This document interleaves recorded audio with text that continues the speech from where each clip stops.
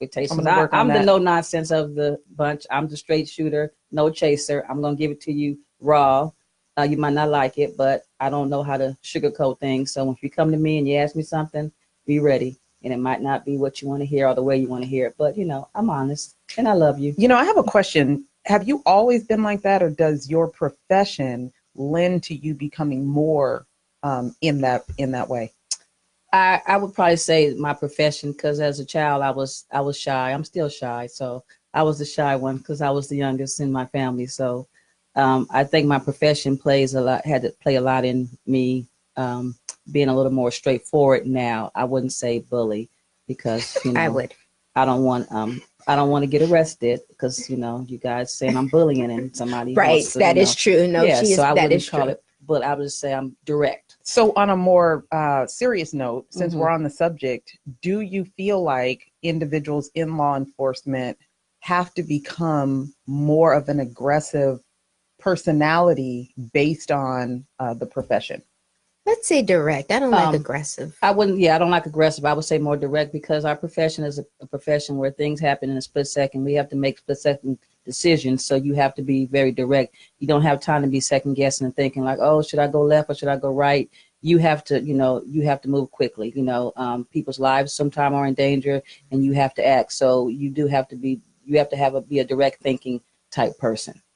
So individuals that, let's say, by nature are a lot less decisive, a lot more wishy-washy, would you recommend that they actually go into that profession to help them garner maybe a little more uh, self-worth, feel a lot more confidence, self-confidence?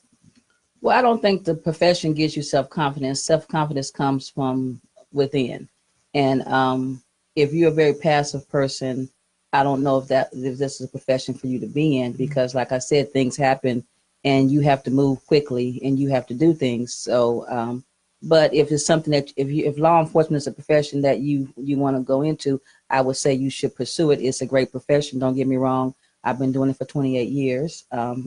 I love what I do most of the time. Sometimes I don't. Right now, my job as a lieutenant, I'm more of a manager. So I'm managing a whole lot of people, and a whole lot of things. And that's a whole nother animal we could talk about because, people are special. I'm going to say special. I'm going to call them special.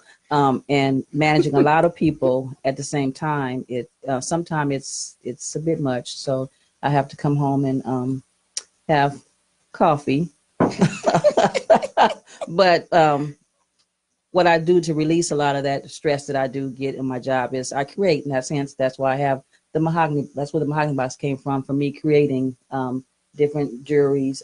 I started off creating bracelets, then I went to necklaces, and I went to earrings. And I'm all self-taught. I haven't had any classes to do what I do.